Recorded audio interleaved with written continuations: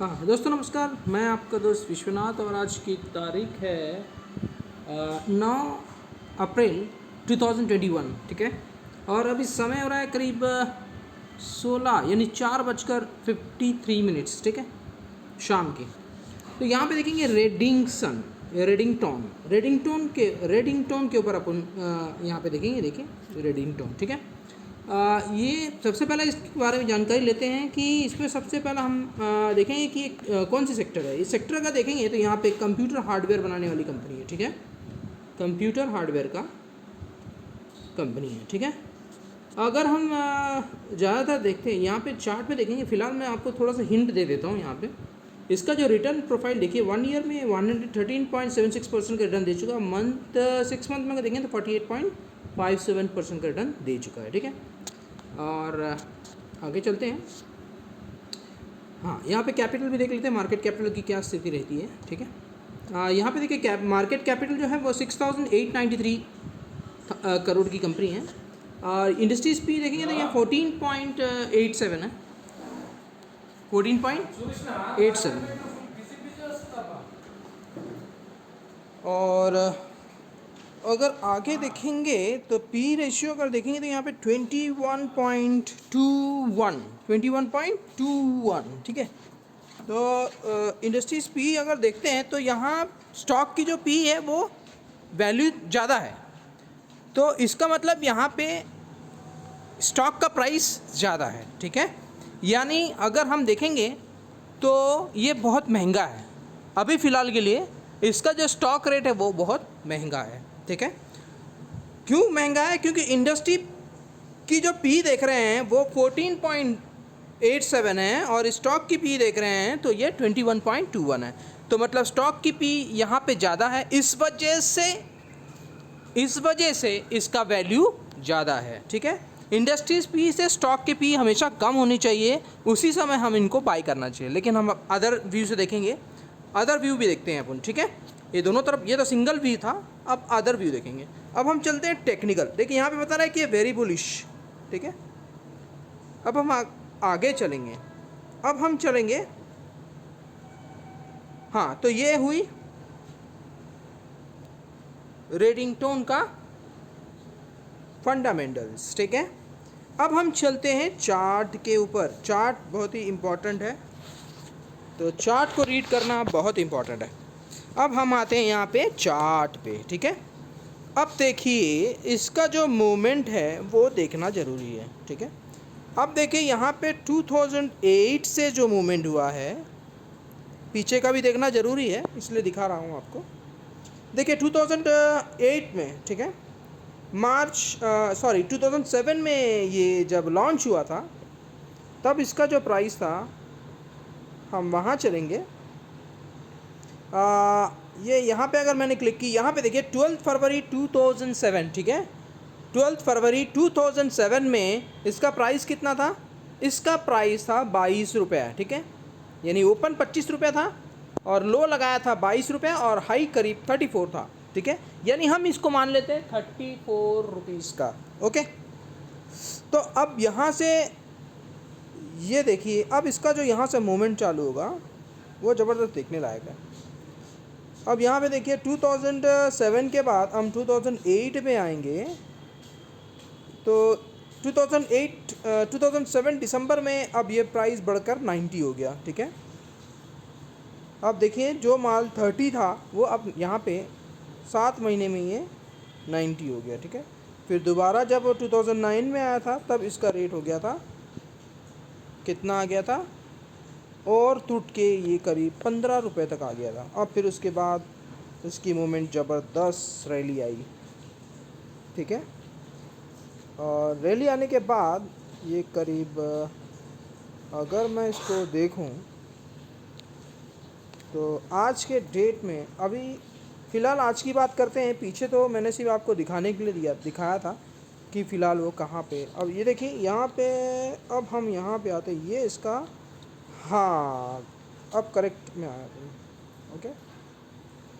अब देखिए 6 नवंबर 2017 में अब इसका प्राइस आ गया है करीब, कितने का हाई मारा था? 209 का हाई लगाया था। ओके। अभी वहीं पे खड़ा हुआ है। 2209 इसका हाई था। कितना? 2017 में नवंबर में। उसके बाद जो फॉल हुआ था यहाँ पे देखिए, ज़बरदस्त फॉल हुआ था, ये इस तरह का गिरा हुआ था। 2017 के बाद बहुत ज़बरदस्त गिरावट आई थी इसके ऊपर। ओके, तो उसके बाद जब वो गिरा कितने पे आ गया था वो भी चेक कर लेते हैं। यहाँ पे एक हैमर पैटर्न बनाया था, ये आ गया था 64 का लो लगा लिया था इसने, और फिर उसके बाद भी थमा नहीं, तो थोड़ा से और इस एंगल पे बनाने के बाद फिर गिरा। अब देखिए ये कौन सा दिन था, ये चेक कर लेते हैं। ये आ गया था करीब 59 में आ गया था। कब? 23 मार्च 2020 में ये करीब 59 रुपीज़ तक आ गया था। उसके बाद इसका जो ज़बरदस्त परफॉर्मेंस रहा, और देखिए इस तरह का कंडीशन बन रहा है। अब बस यहाँ से मैं ये आपको बताना चाह रहा हूँ कि अब इसके बाद से इसका जो मूवमेंट है वो कभी भी नीचे नहीं आया, और अभी फ़िलहाल ये ब्रेकआउट होने के कगार पे खड़ा हुआ है। अभी 177 में क्लोज़ किया है, और इसका टारगेट है 209। क्यों बता रहा हूँ? क्योंकि मैंने आपको बताया था 2017 में उसका जो प्राइस था ये वाली एरिया पे, ये ना, हाँ यही वाली एरिया पे 2017 हाँ 2017 30 अक्टूबर 2017 में इसका प्राइस कितना था? 175 था। आप देखिए ये 175 पे ही खड़ा है, 177 चल रहा है, ठीक है, इस प्राइस के लगभग है। अगर इसको ब्रेकआउट करेगा, यहाँ पे मैं थोड़ा से ट्रेंड लाइन खींच देता हूँ ताकि आपको आसानी से समझ में आ जाए। ये इसका पहली रुकावट आएगी यहाँ पे, ठीक है। अब इसका जो टारगेट रहेगा वो 205 का है। मैंने आपको बोला था कि 205 इसका टारगेट रहेगा विद इन 1 मंथ, 1 महीने के अंदर ये टारगेट आपको दिखा देगा। तो ये इसका रेजिस्टेंस है, क्यों? क्योंकि ये इसका हाई पॉइंट है। ओके, अब यहाँ पे जिस जगह पे वो अभी फ़िलहाल खड़ा है उसका जो रेजिस्टेंस है वो आपको बता देता हूँ।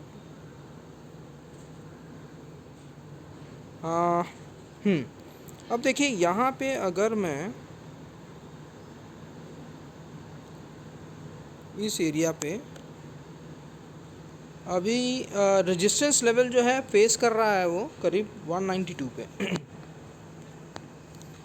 ठीक है।